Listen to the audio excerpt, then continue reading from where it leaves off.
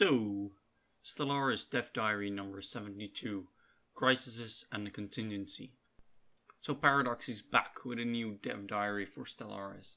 They tell us they're working on the Bradbury patch and some bugs fixes for 1.6. After that, they go into how they think the mid-game has been fleshed out enough for them to work on the end game, aka the crises. First of all, they show us a new game detail screen. Here you can usually customize the galaxy to your liking. They've added a few new features. Firstly, and most prominently, they added the ability to change how strong the endgame crisis will be. From 0.25 all the way up to 5 times as strong. I'd like to see players fight off the Unbidden with up to 140k fleets at the start. They don't mention it in text, but they've also added a randomize button for the amount of AI empires, advanced AI starts, and fallen empires. Afterwards, they talk about how they spent considerable amount of time on improving the AI crises, both for the empires as well as for the crises themselves. Empires banding together to fight for the good of the galaxy.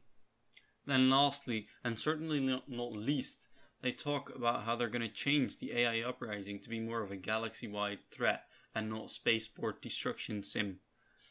As well as the fact that the AI uprising made no sense since already have rights in your empire.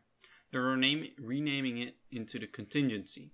The Contingency is a dormant endgame crisis that will be tied to the amount of synth life in the galaxy.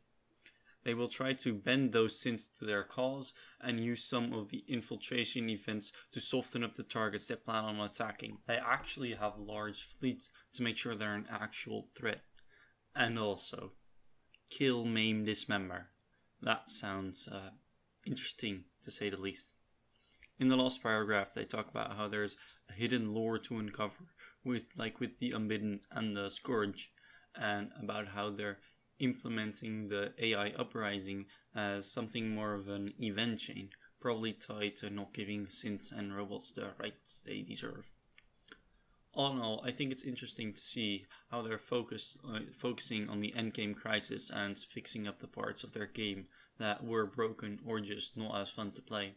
I hope they change the Unbidden and the Scourge as well, as they're also quite boring and they don't really offer any good advantages out of it, and that would be cool. I hope you liked this overview. If you did, subscribe and check out any of my guides on my channel, and goodbye.